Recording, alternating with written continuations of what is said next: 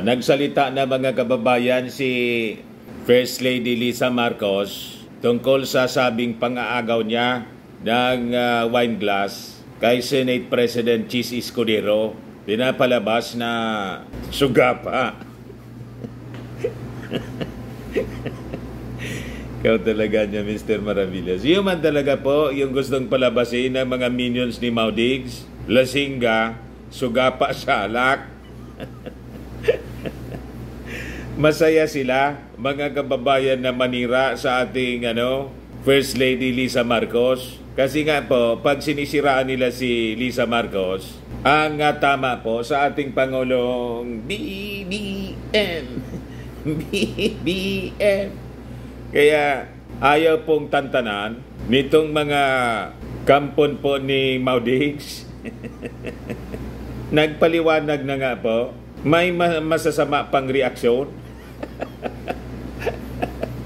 Ito po yung ating napakagandang First Lady Lisa Marcos. Marami kasing nainggit sa beauty po. Kaya kung pintasan siya ngayon, mga kababayan, grabe. Kasi nung kabataan niya, siyempre, ang tao pag nagkakaedad na, nagbabago po yung muka. Pero ganun pa rin, maganda pa rin mga kababayan, ang ating First Lady Lisa Marcos. Kailang, alam po ninyo, sa mga galit sa Marcos, lahat pangit sa kanilang paningin. Ganon. Ang maganda lang sa kanila si Inday. Ang gwapo po si Maudigs. Basta mga Duterte po at saka yung advisor niyang si Pacquiao, yun ang mga mabubuting tao sa kanila. Tama? Kaya kahit anong paliwanag po ni Mrs. Marcos, minamasama pa rin. Binibigyan ng mali siya. Ito po yung paliwanag kung bakit po grinab niya, inagaw ni Mrs. Marcos, kinuha yung ni Lisa Marcos, yung wine glass ni Chis Escudero. Yan po yung theory ko nga po, mali man. Theory ko man lang eh. Wala man ako doon. So nagbigay lang ako ng theory na ikako, baka hindi man tumitingin hindi man tumitingin sa mukha si Mrs. Lisa Marcos. Ang akala yan yung waiter na magbibigay sa kanya ng glass. Aware pala siya. Kaya ginawa niya kasi may sinasabi si Chis Escudero kay Lisa Marcos. Ito yung sabi niya. When Chis saw me, nang makitaan niya ako, sinabi niya sa akin, wow, believe din ako sa'yo. May energy. May energy ka pa niya after standing and smiling for over an hour. Kasi diba nakita natin si Mrs. Lisa Marcos nung nandun sa Luneta Park. Nakatayo siya, mga kababayan, at sumasayaw-sayaw pa nga nang itugtog po yung bagong Pilipinas hymn na kinakainis ng mga anti-Marcos. Lalo na po ni Harimau, kini-question kung bakit gustong imandato. Bakit naman hindi imandato? Maganda naman po yung lyrics ng bagong Pilipinas hymn. Yung tuklaw nga, gustong imandato iminandato ni Maudigs na gulping na disgrasya. Di ba? Unconstitutional nga yun. Pero iminandato niya, ito pang maganda na wala man pong masamang epekto para kakantahin.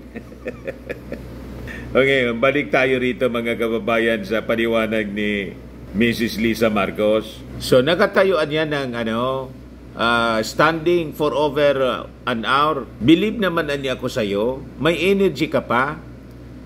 I'm sure you could use a drink. Sasabi ni Mrs. Lisa Marcos, I laughed and said, you bet. And so I mischievously got his glass of champagne. So kinuha niya bigla. Tapos ininom niya. Sabay sabi, ew, hindi naman malamig ang champagne mo. After that I gave his champagne glass back to him. Binalik ko sa kanya. And then we both had a good laugh over that. So yun naman pala po. Anong problema ninyo doon? Sosyalan yun.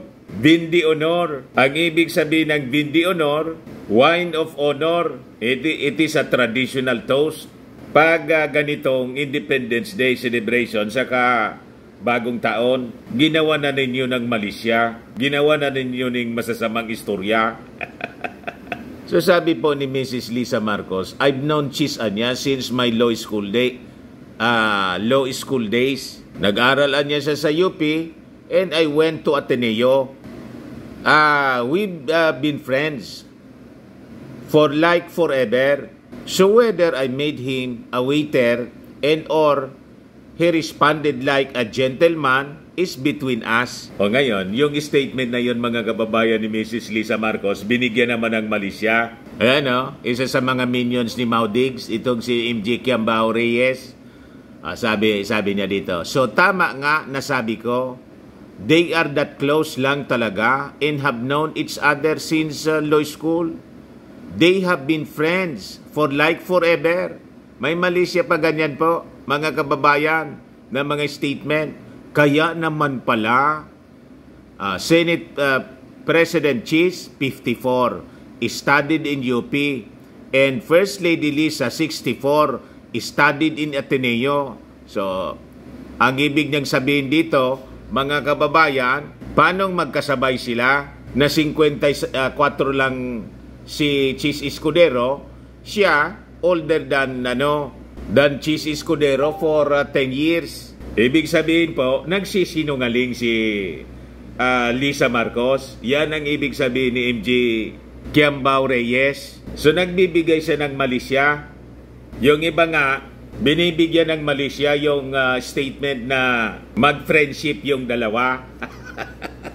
Sanay kasi kayo sa relasyong punong-puno ng masamang malisya. Di ba? Inggit lang kayo kay Mrs. Lisa Marcos kasi ang pamilya Marcos po, hindi po sila ganyan tulad ng pamilya Duterte. Si Mrs. Lisa Marcos, First Lady. Ngayon, what about po si Mau Diggs? Ilan naman po ang First Lady? May ganunan niya, Mr. Maravillas. Dalawa po ang First Lady. Baka nga po sumubar pa sa dalawa ang First Lady. Nakakita ka niya, Mr. Maravillas, na kaya nga first? Tapos sabihin mo, dalawa. Dalawa man po talaga, kaya walang First Lady tuloy. Di ba? Na sumasama sa biyahe, kundi si Inday. Kaya inggit kayo sa mga Marcoses. Yung tatay ng ating Pangulong Bongbong Marcos may talagang maganda. Isang beauty queen po, si Mrs. Imelda Romualdez Marcos. Di ba? Tapos yung ating Pangulong Bongbong Marcos, may napakaganda ding First Lady. First Lady Lisa Marcos. Si Mau Diggs po. Walang kasama pong First Lady pag nagbiyahe sa ibang bansa. Ang kasama si Inday. Si Inday naman po, may asawa nga. Hindi natin maintindihan kung bakit never niya na isinama po una sa kampanya ng Manalo, never na nakasama in public occasions. So nagtataka tuloy, mga kababayan, yung mga mamamayang Pilipino, kung anong uri ng pamilya sila. Tama? Kaya nagbibigay kayo ng kung ano-anong malisya dito sa pagkuha ng wine glass ni First Lady Lisa Marcos. Para yun, binigyan ninyo ng masamang kaulugan. Si Inday nga, hindi pa nagpapaliwanag kung ano yung nangyari dito sa kanyang liig. Hindi maintindihan kung ano nangyari niyan, kung sharp object ba yung tumama dyan o soft object. Ayan tuloy, yung mga kakamping, kung ano-anong iniisip. Sabi dyan, kamumukbang mo yan ng Confi fans. dahil daw sa kalulunok ng confidential fans, ayon, nagka-injury dito sa liig. Wala man paliwanag pa po, mga kababayan, kung ano nangyari sa liig niya. Nakamot ba yan? Sinakal ba siya? O kinagat ng kinagat ng vampira. Yung iba nga, mga kababayan, baka na chikinin eh. You see, walang paliwanag si Inday kung bakit may injury siya sa liig. At tapos para kinuha lang ni Mrs. Marcos yung wine glass ni Chis Escudero, kung ano-ano na yung mga pinagsasabi ninyo. Ayan MJ Kiambao Reyes, kaya naman pala, kaya nila mag-usap at magkaintindihan ng di gumagalaw ang mga bibig. Ganun talaga ang mga close friends. Tingin pa lang gets na nila ang isa't isa. Kita ninyo, di ba may binibigyan ng mali siya? Gusto pang pag-awayin mga kababayan si Lisa Marcos at saka si Heart Evangelista. Ganon magbigay ng masamang malisya, mga kababayan, itong mga minions si Maudigs, kasi sanay sila sa ganong uri ng mga masasamang relasyon. Pinangangalandakan pa nga ni Maudigs yung dalawa niyang first lady. May dalawang first lady niya, Mr. Maravillas. May ganon talaga. Di ba dapat first lady, isa lang siya? Idalawa nga po. Yan yung kilala natin. Yung hindi natin kilala, paano na lang? Di ba? Kaya sabi nga po mga kababayan, birds of the same feather talaga. Magkakasama din. Pati mga fans nila, mga supporters, ganun sila mag-isip. Laging malisyoso. Sabay react mga kababayan yung mga kaori nila. Sabi ni Monet Hernandez, lasing yata nung sinulat ang statement, Miss MJ. Tapos sabi niya, sana all may ganun na friends forever and ready ang handa champagne glass, tikim-tikim ay malamig, balik kay BFF. Ganon kasama mga kababayan ang laman ng mga utak nila. Masasama ang isip kasi po masasama ang puso nila, maiitim. Sabi ng isa pa, ito si Nelly Jose, reaksyon niya, eyes to eyes, it means a lot nung kami ng jowa ko. Chururut. Sabi ng isa pa, mental telepathy works. Sabi ni Omar Oliquio, mental telepathy kasi yon. Alien yang si FL. Nakita ninyo pa? Pari-parehas po ang mga reactions nila.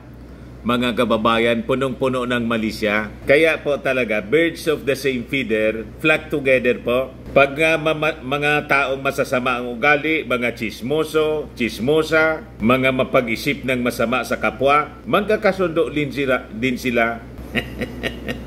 Tama po. Yung mga palamura, sama-sama sila po. Kaya tingnan ninyo mga vloggers po ni Maudigs. Manang-mana, pari-parehas masasama ang bibig. Sabi kasi po mga kababayan sa Bible, ang mga evil people, evil men, normal sa kanila, siyempre, ang lalabas sa bibig po, mga masasamang pananalita din. Tama pa? Ang tawag sa kanila mga kababayan sa Bible, sa Matthew 12, verse 34 to 35, you brood of vipers. Pag sinabi mong brood, pamilya ng mga ahas. Kita ninyo? Ang as po, simbolo ni Satanas. Yan ang ugali nila po. Satanas, brood of vipers. Kaya kung magsalita po sila, salita ni Satanas.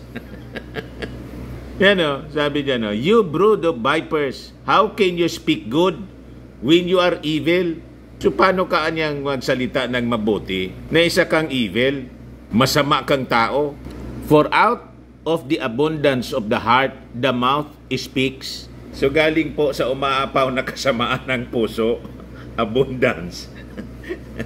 Di ba? Umaapaw ang kasamaan sa kanyang puso, kaya umaapaw ang pananalita nila, ang mga kampo ni Maudigs. Lahat masasama ang marinig mo, pagmumura, paninira ng kapwa. Kaya tingnan ninyo, kung mag-akusa sa ating Pangulong Bongbong Marcos, isa kang bangag. You see, si Mrs. Lisa Marcos tinatawag na palaka, butod. Lahat masasama. Mga kababayan, kung makapintas ang akala mo sila ang magaganda, tawagin mong palaka, buton. Tingnan ninyo yung mga reactions nila. Ganon ang description kay Mrs. Lisa Marcos. Tama ang description ng Bible sa kanila po. Brood of vipers, pamilya ng mga ahas, simbolo siya po ni Satanas. So sabi dyan, the good person anya, out of his good treasure, brings forth good. And the evil person, out of his evil treasure, brings forth evil. So nagtaka pa kayo, mga kababayan, kung bakit ang mga minions ni Maudigs, santambak na mga masasamang tao. Dire-diretsong impyerno po ang mga kaluluwa ng mga taong yan. Diretsong dagat-dagatang apoy po. Naintindihan na ninyo kung saan patungo ang kaluluwa ninyo. Ayan man lang po mga kababayan. Ako po si Dante Maravillas. Bye-bye. God bless.